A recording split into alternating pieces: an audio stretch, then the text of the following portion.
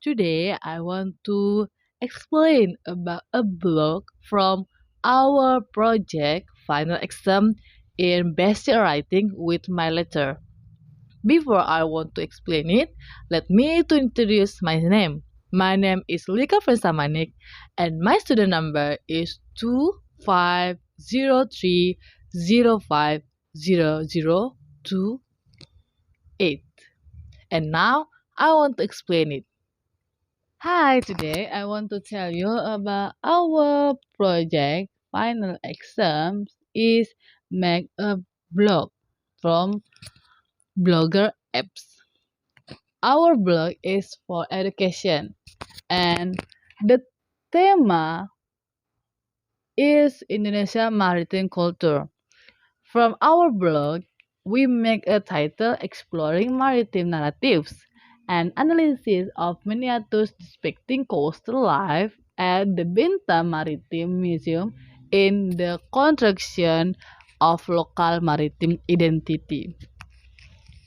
Now we move again. The first picture is we get from museumbintantourist.com.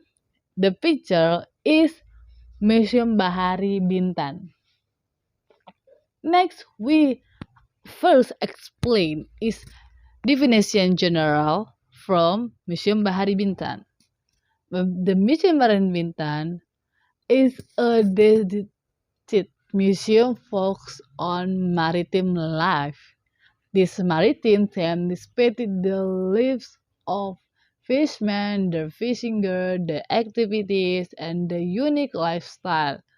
Jadi di sini Museum Bahari Bintan itu menjelaskan tentang beberapa miniatur-miniatur yang menjelaskan tentang apa-apa saja alat-alat yang digunakan oleh masyarakat lokal di daerah laut untuk mencari makan, apa-apa saja alat transportasi yang mereka gunakan untuk memenuhi kebutuhan mereka, apa saja kegiatan mereka di daerah laut, dan juga ada beberapa penjelasan tentang keramik-keramik yang mereka dapatkan di daerah laut-laut tersebut, dan juga ada salah satu suku laut yang dijelaskan di Museum Bahari Bintan yang merupakan suku dahulunya yang ada di Kepulauan Riau. And next we move again about our explain is visitor who come to Museum Bahari Bintan or the Bintan Maritime Museum is from including student, local resident, and international tourists. Every year, the Bintan Maritime Museum runs program. It's like including outreach to schools, traveling museum, photography competition, and painting competition, di mana beberapa program tersebut adalah untuk memperjelaskan atau ingin menjelaskan tentang Museum Bahari Bintan. Salah satunya seperti mereka melakukan program pengajaran ke beberapa sekolah, adanya museum keliling, dan beberapa program lainnya. The local community is very supportive of the development of the Bintan Maritime Museum, which is also built on education lane. Jadi di sini masyarakat lokal tuh sangat mendukung pembentukan atau pembangunan Museum Bahari Bintan. Dan juga Museum Bahari Bintan dibangun dan didirikan di daerah kawasan pendidikan.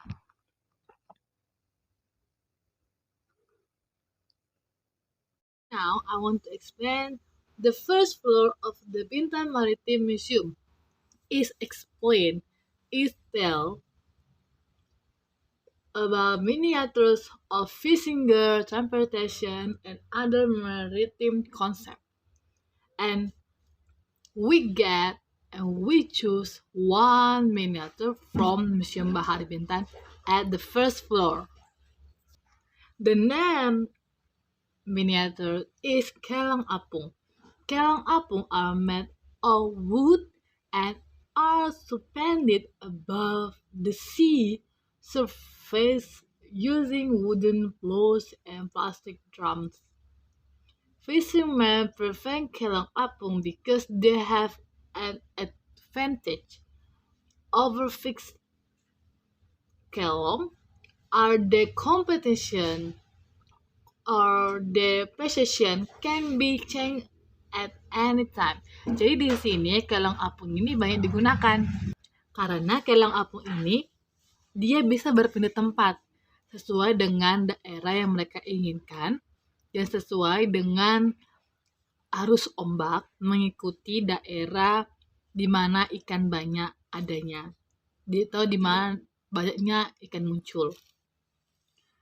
The Bintan Maritime Museum for the miniatures in the Bintan Maritime Museum were made by several specialist craftsmen in the Riau Islands.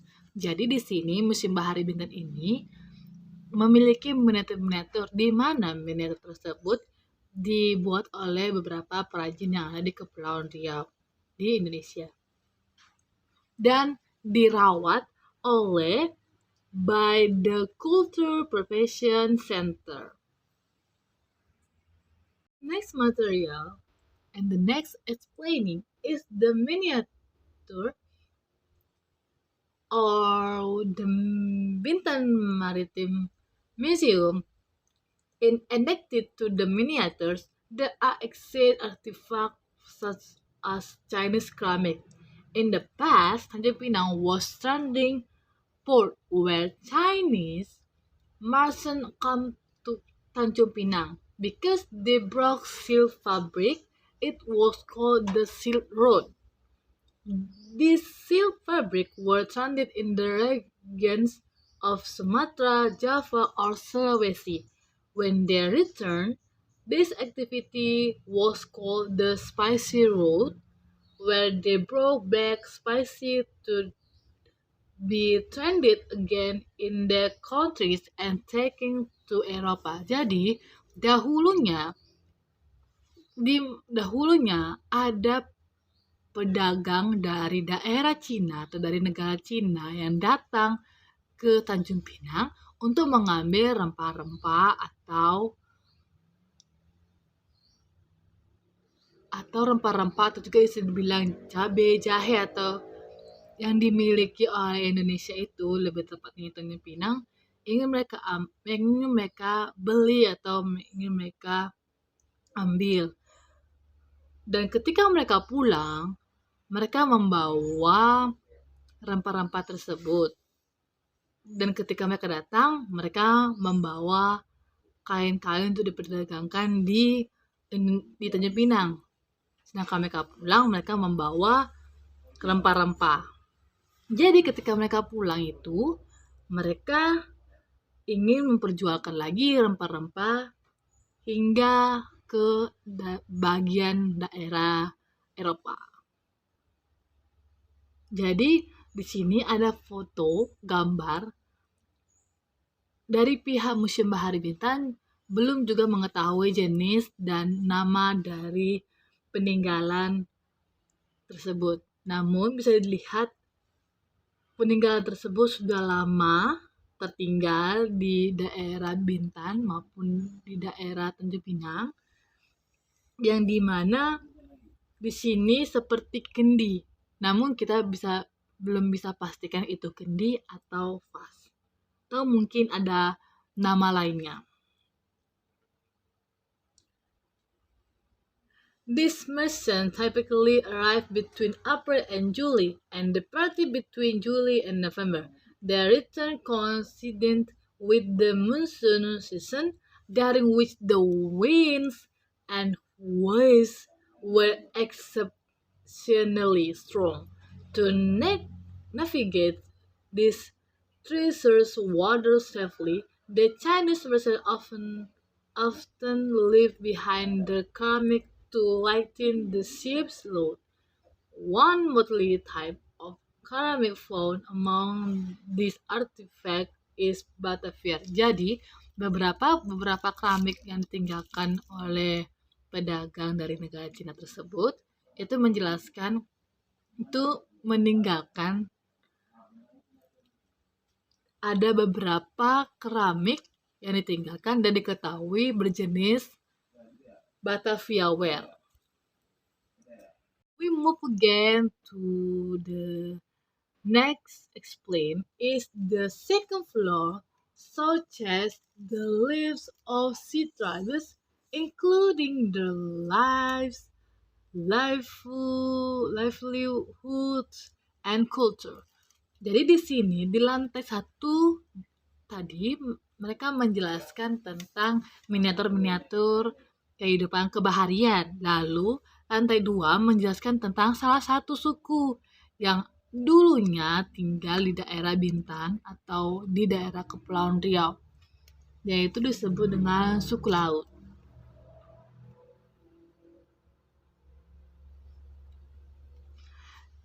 Orang suku laut literally means people of the sea nomads or sea community group.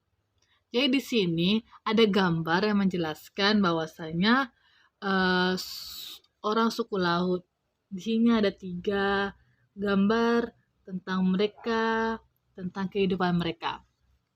Lalu, they are composed of serious groups with different names, each reflecting the identity and sense of meaning of their group and distinguish them from other group. They use the term we or us to distinguish themselves from people on the group in everyday communication. Jadi di sini suku laut ini dulunya mereka itu tinggal di laut saja. Mereka belajar di laut, rumah mereka di laut, makan mereka di laut. Di mana mereka tinggal itu di sebuah sampan yang menjadi sebutan rumah bagi mereka. Berikut ini adalah sampan yang dijadikan oleh suku laut sebagai rumah mereka, sebagai tempat mereka untuk melakukan aktivitas apapun yang ada di atas laut. The suku laut sampan, also known as the Kajang Sampan. The Kajang Sampan is a small boat equipped with a roof made of kajang leaves and has traditionally been used as a living space while sailing at the sea. Jadi di sini ini adalah sampan yang digunakan oleh suku laut untuk mereka tinggal, untuk mereka melakukan perdagangan atau penjualan, atau menjual suatu barang-barang, dagangan, untuk mereka melakukan aktivitas lainnya, seperti mereka makan di sini, mereka belajar di sini.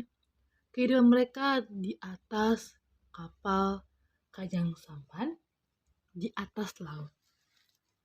The term suku laut also referred to as orang laut encompass serious ethnic groups living in the Riau Islands province, one of the provinces located west of Sumatra Island. This group rested on island and river estuaries such as Linggar Regency, Bintan Regency, Pulau Tujuh, Batan City, as well as along the coast and offshore island of Eastern Sumatra. Jadi di sini bisa kita lihat Kajang Sampan ini menjadi salah satu transformasi mereka atau alat transportasi mereka untuk melakukan kehidupan mereka di atas laut. Jadi bisa dibilang secara garis besar Kajang Sampan ini adalah rumah bagi mereka. Namun, rumah bagi mereka itu dalam artian ketika mereka di atas laut. Namun, jika mereka kembali ke daratan, mereka juga memiliki rumah. Namun, bagi suku laut, mereka lebih sering tinggal di kajang sampah atau lebih tepatnya di atas laut.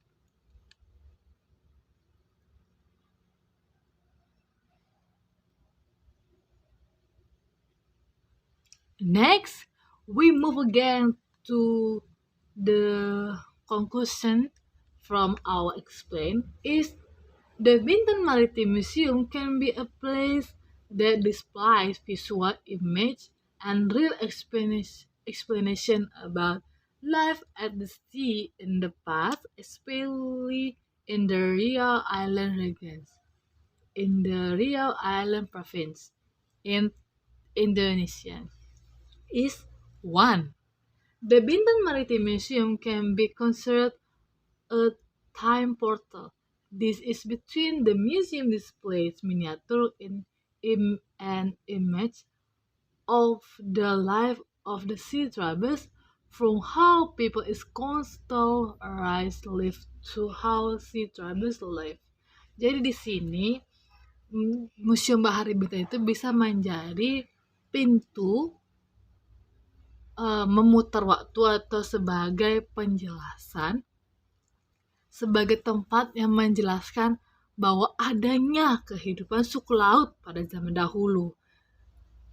The next is the Bintan Maritime Museum is also a place to learn about development and adaptation, such as the tools used to meet the needs of life at the sea and the various miniature on display. Jadi di sini bahwasanya miniatur yang ada di Museum Bahari Bintan bisa menjadi tempat untuk belajar bahwa adanya perubahan dan adanya adaptasi dari masyarakat lokal tentang perubahan, tentang bagaimana mereka beradaptasi untuk melakukan atau memenuhi kebutuhan mereka di laut, dan juga berdasarkan miniatur-miniatur yang dipaparkan dan diletakkan di Museum Bahari Bintan bisa menjadi suatu pembelajaran bahwasanya dulu ada sampan yang terbuat dari kayu yang menjadi salah satu alat transportasi mereka yang sangat mereka pakai. Yang pada zaman sekarang kita lebih menggunakan kapal-kapal yang sudah modern, tidak terbuat lagi dari kayu. Lalu next, the material is the Bintan Maritime Museum can also be a place to understand geography through the miniature ship from the Riau Island and other regions. One can see the strategic role of the region as a meeting place or close sea trade, and as the culture they saw exchange and trade which convert the sea is connector between regions.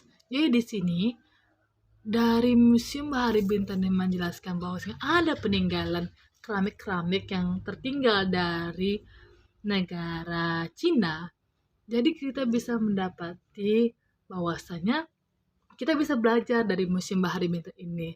Selain hanya mendapatkan materi tentang kehidupan bahari, kita juga mendapatkan materi bahwasanya dulu Tanjung Pinang atau lebih tepatnya Kepulauan Riau menjadi salah satu daerah lintas perdagangan dari negara lain.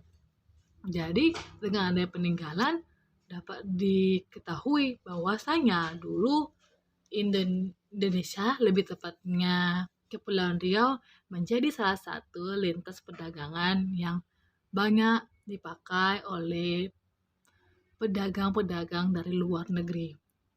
Salah satunya yang menjadi buktinya yaitu adanya peninggalan keramik dari negara Cina yang didapatkan di daerah Bintan.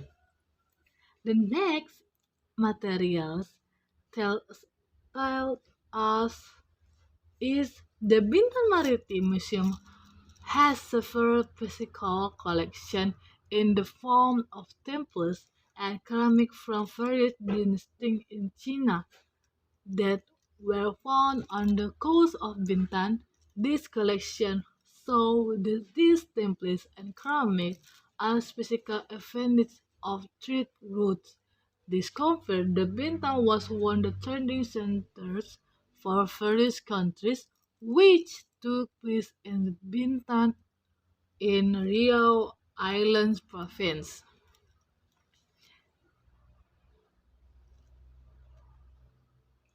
This our information is from our result for our activities when we analysis at Museum Bahari Bintan, and we get the information from our journal and our ebook. The journal is from Chochi 2024, The Orang Suku Laut, The Art of Resilience, Sojourn Journal of Social Issues in Southeast Asia, and our book from our book is Dinas Kebudayaan dan Pariwisata Kabupaten Bintan, e-book Museum Bahari Bintan. Now it's all my presentation from our blog, and I hope my explaining can be make other people who listen who watch my video can interest to come and visit the Museum Bahari Bintan in Indonesia at Riau Island province in Bintan.